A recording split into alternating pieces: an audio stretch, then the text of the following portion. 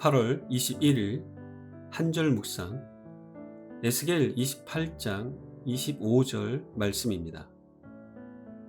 주 여호와께서 이같이 말씀하셨느니라. 내가 여러 민족 가운데에 흩어져 있는 이스라엘 족속을 모으고 그들로 말미암아 여러 나라의 눈앞에서 내 거룩함을 나타낼 때에 그들이 고국 땅 곧 내 종 야곱에게 준 땅에 거주할지라. 에스겔 28장은 현재 레바논이라는 작은 나라에 해당하는 유다의 북쪽 이웃 두로와 시돈에 대한 심판을 선포합니다. 두로는 해상무역의 중심지로 엄청난 부와 지혜를 자랑할 만했습니다. 그러나 두로의 지도자는 자신을 신이라 주장하며 극도로 교만해진 상태였습니다. 시돈은 두로와 인접한 항구 도시로 이스라엘을 멸시하고 괴롭히는 찌르는 가시와 같은 민족이었습니다. 1에서 10절은 하나님이 에스겔에게 자신의 지혜와 재물을 근거로 신의 자리에 앉으려는 두로 왕을 꾸짖게 하십니다. 교만한 그 왕은 결국 이방인의 손에 비참하게 죽게 될 것을 선포하게 하십니다. 11에서 19절은 두로 왕에 대한 애가의 내용입니다. 과거 에덴에 있었던 완벽한 존재와 같은 영화를 누렸으나 교만과 범죄함으로 하나님의 성산에서 쫓겨나고 파멸에 이르게 된 과정을 비유적으로 묘사합니다. 20에서 24절까지는 시돈에 대한 심판이 선언됩니다. 하나님을 대적하고 이스라엘을 비웃던 시돈에 전염병과 칼의 심판을 내려 하나님의 거룩함을 나타내시겠다고 하십니다. 25에서 26절을 통해 여러 민족 가운데에 흩어져 있는 이스라엘 족속을 모으고 그들로 말미암아 여러 나라의 눈앞에서 거룩함을 나타낼 때에 그들이 고국 땅에 다시 돌아와 거주하게 될 것이라 말씀하십니다. 이스라엘 백성들은 평안히 살면서 하나님만이 참 하나님인 줄 알게 될 것이라 선언하십니다.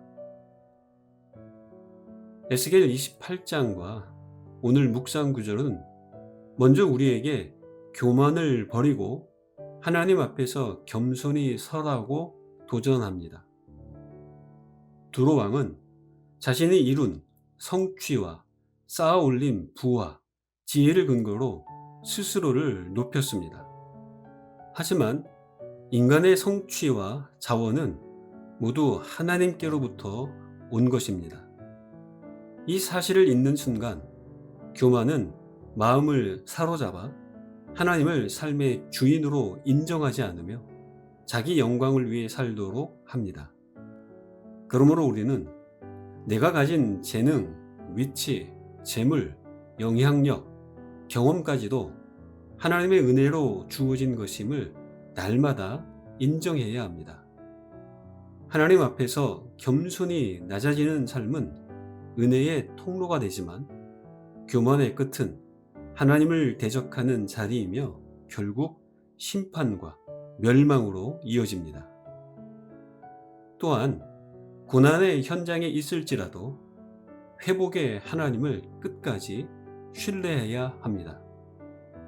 하나님은 이스라엘의 죄악을 징계하시고 심판하셨지만 그분의 약속을 붙잡고 절망의 시간을 견디는 백성을 다시 모으시고 세우는 분이십니다.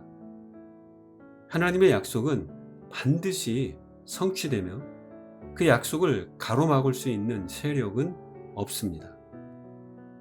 그러므로 삶이 포로 생활과 같은 답답함과 무너짐 속에 놓여 있을지라도 하나님이 자기 백성을 책임지시고 회복시키시는 분임을 잊지 말아야 합니다.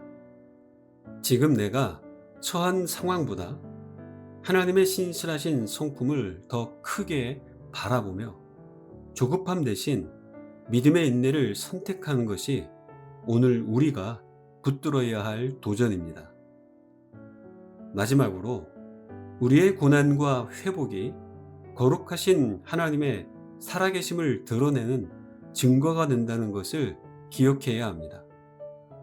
이스라엘의 회복은 단순히 그들의 안녕과 편안함만을 위한 것이 아니었습니다. 하나님은 그들을 다시 세우심으로 여러 나라의 눈앞에서 자신의 거룩함을 나타내기 원하셨습니다. 우리의 삶도 마찬가지입니다. 하나님은 우리의 회복을 통해 그분이 어떤 분이신지를 드러내길 원하십니다. 우리가 하나님의 백성다운 삶으로 그분의 하나님 되심을 증거하길 원하십니다. 그러므로 회복을 기다리는 동안에도 믿음의 태도를 잃지 말고 말과 선택과 삶의 방식 속에서 거룩하신 하나님을 보여주는 증인으로 살아가는 여러분 되시길 간절히 축복합니다. 기도하겠습니다. 약속의 하나님 아버지, 우리에게 능력이며 소망되는 아버지의 약속을 붙잡고 살아가게 하옵소서. 약속의 자녀로서 교만을 물리치고 겸손한 삶을 살게 하시며 고난 속에서도 끝까지 하나님만 신뢰하게 하옵소서. 부족하고 연약한 삶에 함께해 주셔서 하나님의 살아계심을 드러내는 증인의 삶을 잘 살아내게 하옵소서. 예수님의 이름으로 기도합니다. 아멘.